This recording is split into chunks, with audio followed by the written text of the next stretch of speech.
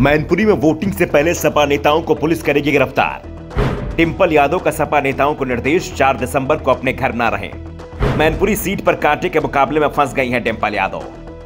BJP और सपा के बीच है सीधी लड़ाई। मैनपुरी हो या फिर रामपुर, सपा के दिग्गज नेताओं की नींद उड़ी है। उपचुनाव मुलायम परिवार से लेकर आजम खान की प्रतिष्ठा से जुड़ गया है। लोकतंत्र की दुहाई दी जा रही है, यहां तक कि जनता को भावात्मक रूप से ब्लैकमेल तक किया जा रहा है। मैनपुरी में सपा नेता मुलायम सिंह यादव की दुहाई दे रहे हैं, चुनाव उनकी याद का चुनाव बता रहे हैं, तो रामपुर में आजम के तेवर भी बदल गए हैं। कभी आक्रामक बयान देने वाले आजम आज गुहार लगा रहे हैं। रामपुर में उन्होंने एक रैली में बीजेपी पर निशाना साधते हुए कहा कि रामपुर के दरवाजे पर भेड़िया खड़ा है, वो अंदर दाखिल हो गया तो आप लोगों की हिफाजत नहीं कर पाऊंगा। लोकसभा उपचुनाव में मिली हार को याद करते हुए भर्राए स्वर में उन्होंने कहा, रामपुर वालों ने कुछ दिन पहले मुझे धोखा दे दिया, इस बार मेरे साथ बेवफाई मत करना, मेरे पास ज्यादा वक्त नहीं है। साथ ही आजम अपने समर्थकों को सचेत भी कर रहे हैं, वोट डालने की अपील भी कर रहे हैं। उनकी शिकायत प्रशासन और पुलिस से भी की है।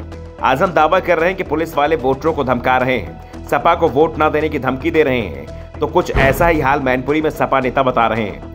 निर्वाचन कार्यालय में सपा नेताओं की ओर से शिकायत की गई है। करीब 1.5 दर्जन पुलिस अधिकारियों को चुनाव ड्यूटी से हटाने की मांग की गई है। दावा मैनपुरी में भी रामपुर वाला ही है। पुलिस अधिकारी मतदाताओं को यहां भी सपा के पक्ष में वोट न देने की बात कर रहे हैं। डिंपल यादव ने तो यहां तक संकेत दे दिया कि जैसे ही चुनाव प्रचार समाप्त होगा, सपा नेताओं को पुलिस उठाना शुरू कर देगी और 5 दिसंबर को वोटिंग के बाद ही उन्हें छोड़ा जाएगा।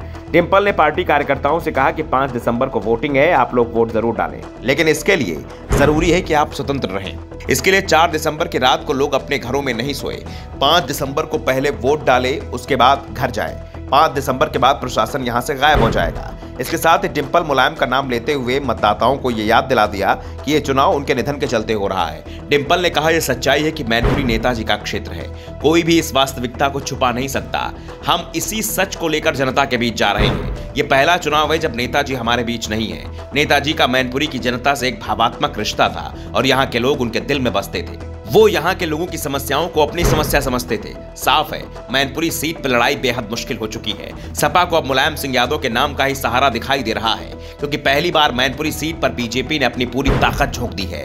दर्जन पर मंत्री, 3 दर्जन से ज्यादा विधायकों की ड्यूटी मैनपुरी में लगाई गई है। इसके अलावा पूरे प्रदेश में पार्टी कार्यकर्ताओं को भी यहाँ चुनाव प्रचार में लगाया गया है। सीएम और डिप्टी सीएम मैनपुरी में रैली कर चुके हैं और आगे भी लगातार रैलियों का कार्यक्रम तय किया जा रहा है। डिंपल को ताकत अपने परिवार से मिल रही है। पहली बार पूरा परिवार डिंपल यादव के प्रचार में एकजुट दिखाई दे रहा है, लेकिन ये सवाल उठ रहा है कि सपा परिवार में ये एकजुटता कब तक कायम रहेगी और परिवार की एकजुटता क्या डिंपल को चुनाव जिता पाएगी।